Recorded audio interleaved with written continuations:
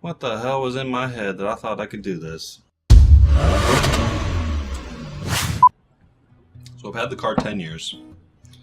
And about 8 years ago, I decided I wanted to paint it. So I didn't have money. I kind of still don't. But years went by, and I'm telling myself, oh, I'm going to paint it one day. I'm going to paint him. Give him what he deserves. It's been good to me. It's a good car. Very reliable. Well, mostly because I work on it. The accident last year convinced me that I'm keeping him. And if I'm keeping him for the long haul. So I decided to paint him. And lo and behold, someone walked into my bar. I mentioned what I was trying to do, and he's like, oh yeah, I could do that. Really? Yeah, side job. No problem. $1,000. Awesome. Let me get my money together and, get him ready for you. So I got my money together. I got him ready. And I said, hey, I'm ready. Okay, cool. I'll get in touch. A week goes by. Hey, is this still on? Nothing. So I started doing some research, putting everything together, and I realized for about my budget, I can do it myself. If it costs $2,000 for a professional to do it, and $1,000 for myself to do it, well, my time is worth $1,000, I'm sure. I'm essentially hiring myself to work. Let's do it.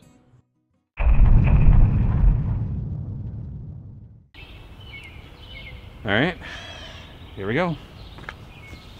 So step one, obviously, is washing the car. You want to get all the road grime and bird shit so you don't have those contaminants fucking it up for you later. And that's where we hit stumbling block number one. Oh, just get a synthetic chamois, they said. It'll be fine, they said. I'd wanted to do the wash in the front driveway because it's a driveway. Water just rolls off. That hose up front wasn't working though. So we drive Eddie into the backyard, onto the lawn, which has dirt under it. And dirt, when you get wet, turns into mud. So that's a constant worry of mine, is how much of this lawn is just going to be a swamp when I'm done. So trying to be conservative in how much water I'm using, but at the same time trying to do a really good job of getting this car clean with, let's be honest, insufficient water pressure.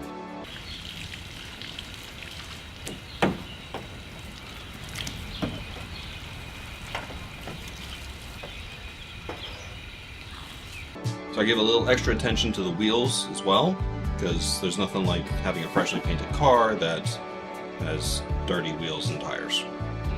So next is my plan for a tent. Now, I had a lot of concerns about insects, birds, leaves, the seeds falling off the trees.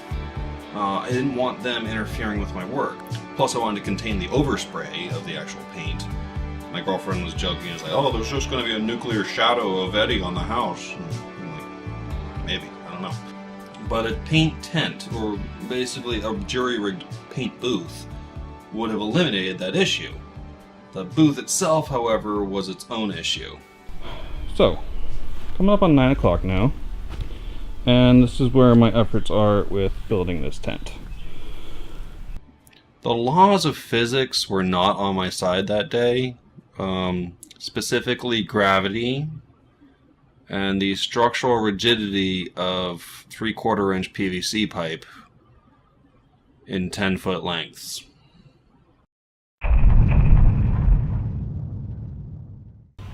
We start sanding today. This is prep day, basically. Now, I've never painted before. I've also never done body work, and I need to do both. So here's what we got. So I had this piece of scrap metal. Trouble was, it's very straight.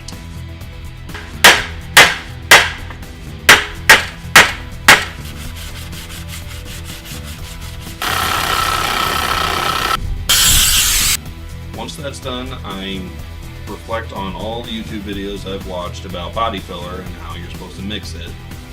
Do my best, slather it on there, and then we just gotta wait. For the past year or so, this this door being the wrong color has been able to distract from the fact that this is all cut up and rusted. So when we get fresh paint all around, this is going to stand out like a sore thumb. I don't like sore thumbs. Am I nervous? Yes.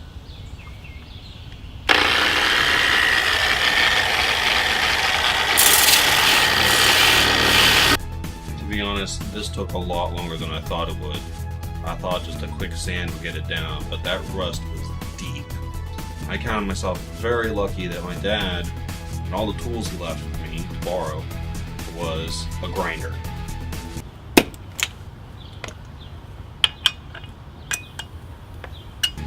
But before then, I realized it will probably make my job easier if the car's off its wheels. But this, of course, presented its own set of challenges because I'm not on pavement, I'm on a lawn. So I'm not gonna lie, this was very difficult to do.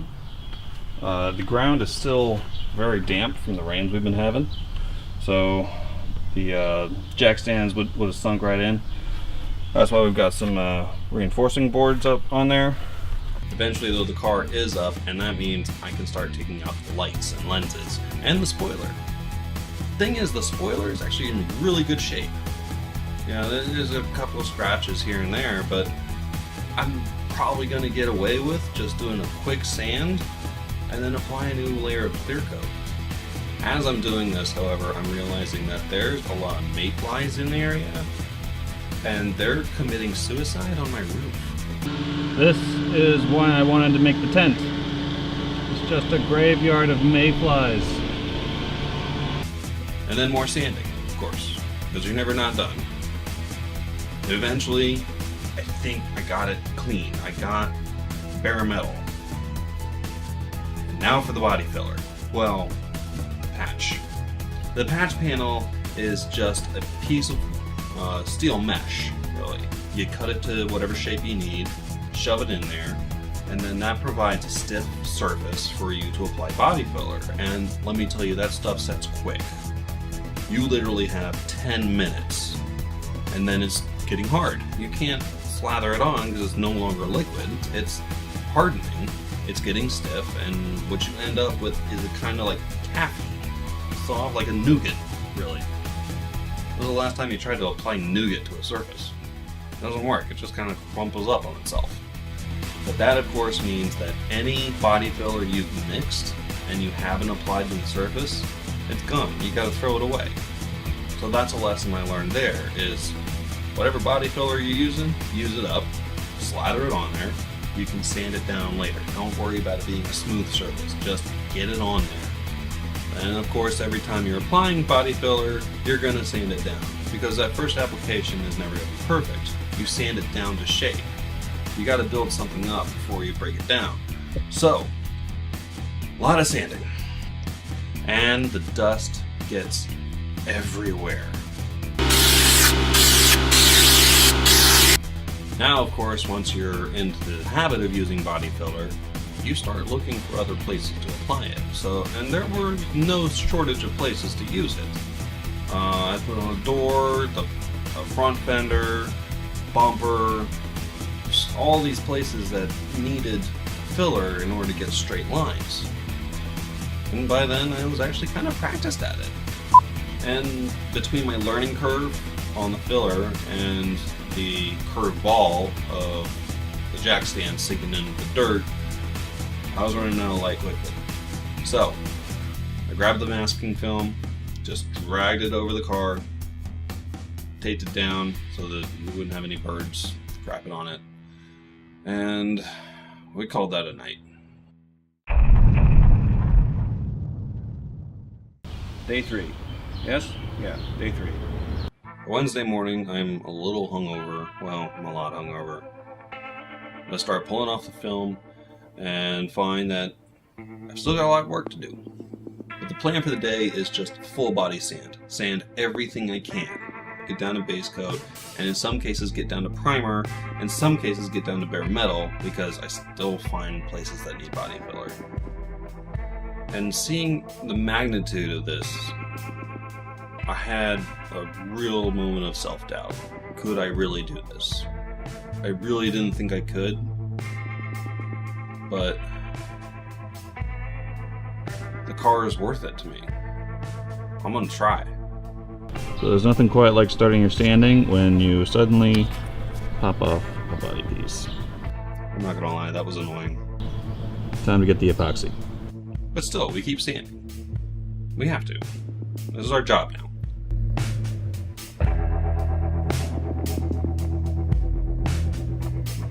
Of course, then I get to the hood, which is black. And I don't know if it's just black primer or if it's black paint. I'm rather nervous about this part. It was just black primer. That was good to know. So we're gonna go with a 400, not a 240. Eventually though, and this takes most of the day, I finally get most of the body sanded down, about 99% of it. And I decided, on a whim, that I was gonna also paint the mirrors a different color. I picked up a can of graphite gray. It's a Chrysler color. And this is kind of a nod to the first car that I had. It was a 93 Dodge Caravan that was also really reliable. But putting this Chrysler color onto this GM car is just that little nod. It makes it a little more personal and that much more special. To me, at least. So while I wait for that coat of paint to set, I move on to the front bumper, which is just bare plastic. And then I start to run out of light again. This is a theme.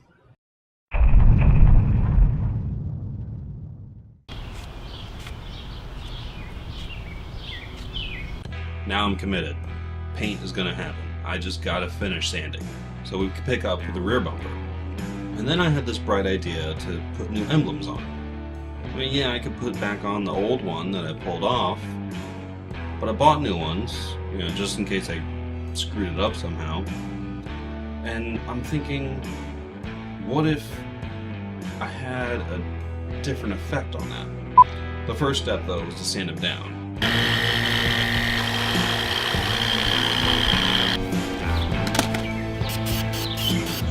Masking tape.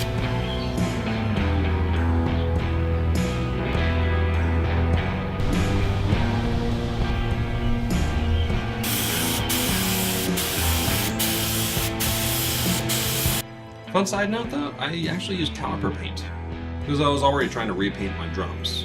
You know, I'd painted them silver once, and I thought I got a complete coating, but a couple months later the rust told me otherwise. So while that paint dries out, I can then move on to primer. Any part of the body that I got down to bare metal needs primer, and any part of the body that I put body filler on also needs primer. What you can't quite do though is put it directly on plastic, which the bumper is made out of. But the lady at Sherwin-Williams suggested adhesion promoter. That provides a way for the primer to grab onto. And I learned from the previous owner of the car that I was going to use flex primer. Bumpers bend. They're made of plastic. They're supposed to bend because you bump into things. It's in the name. Primer, however, doesn't like to. And if you bend your bumper without the right primer on it, you can end up chipping away bits of your paint, which is exactly what happened to Eddie's old nose. Then I had a few minutes and I realized I already had that charcoal gray, and I've got these little honeycomb grill inserts. Let's paint those.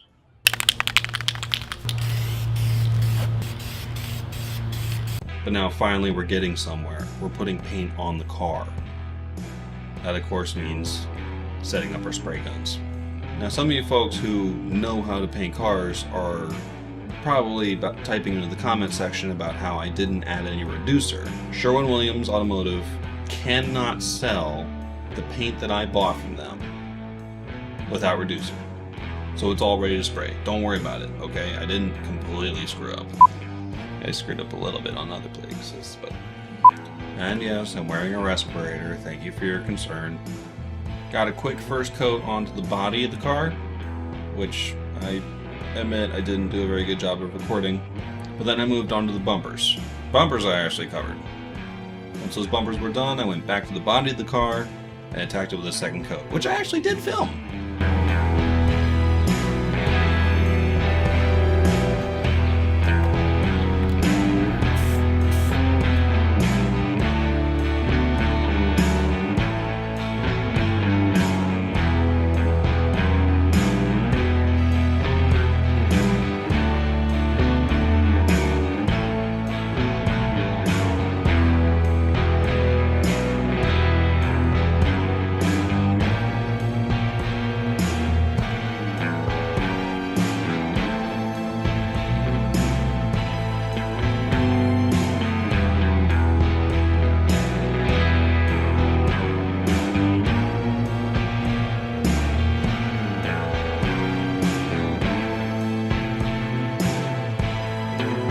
gotten that done now, and it's time to work on clear coat. Clear coat, however, they recommend you use a different gun with a smaller tip. Okay, I've got a smaller gun in the kit I bought. Only issue though is the cup for the clear coat is about 1/10 the size of the bigger guns. So I'm always stopping to refill it, which is a three-handed operation outside where there's wind. And for the life of me, I couldn't get any control over the fan pattern. So I'm having to quickly go back and forth, hoping that I'm even, and the results aren't great. I'm gonna need another day. If I can make that happen, that's not a problem. It's just annoying. Frankly, I just felt like I was getting too much overspray, I wasn't giving even coverage, and I would have liked to go further, but again, I'm losing the light. It's kind of hard to see where you're applying paint if you don't have enough light to see it. I didn't need today. So we'll pick it up again tomorrow, which I didn't want to have to do, but here we are.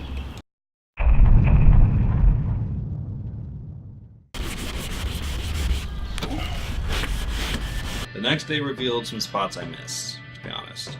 Some runs that screwed up trying to fix a run. You know, I hadn't let it cure enough before I tried sanding it, then wiping that stuff away, so there's a rough texture there. So back to sanding, get it smooth, and then reapply base coat where I need to. I still missed a spot, but reapplying base coat, and I'm like, hang on. I've got a bottle opener I want to paint.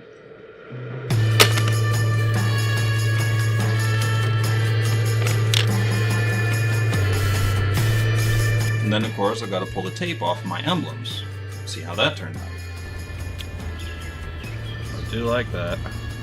There's some rough edges, but generally I'm actually pleased with how that turned out. If they say, oh, that doesn't look quite even, you just say it's done by hand. Don't worry about it, it's supposed to look a little off, you know.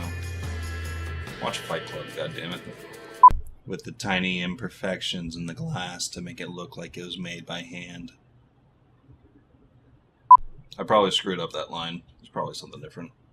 Next, of course, we go down to the spoiler, and I just grabbed some 400 grit sandpaper to try and get the clear coat off of there. Yeah, just rough it up a little bit so we can put a fresh thing of clear coat on there.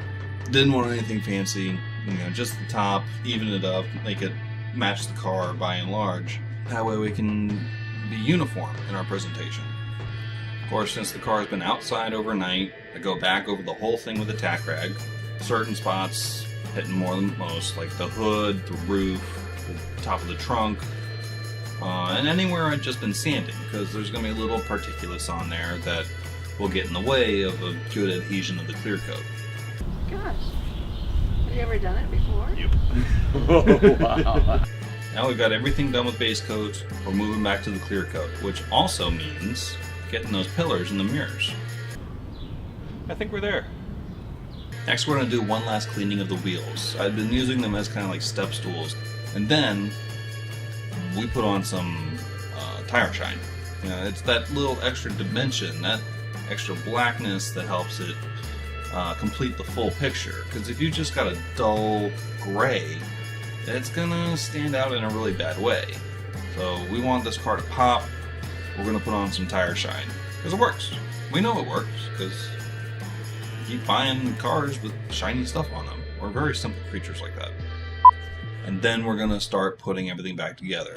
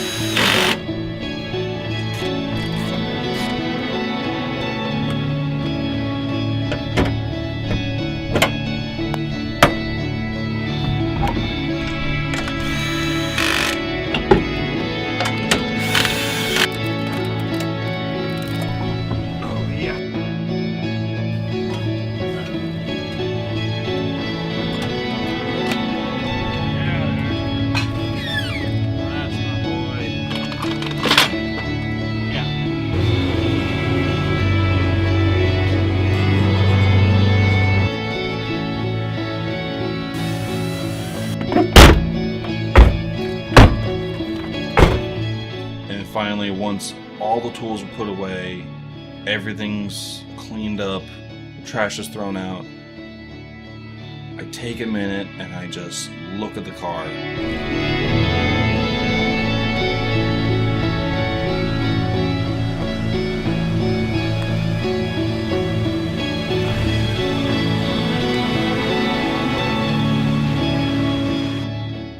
And I can't believe I finished. The more I was putting everything together, the more real it felt. I have real clean, almost magic hour light coming down on the car, and it looks gorgeous. I love that graphite accent on the mirrors and the pillar. Eddie's been saved. This is a good feeling. I'm an insane person for doing this, but I'm happy.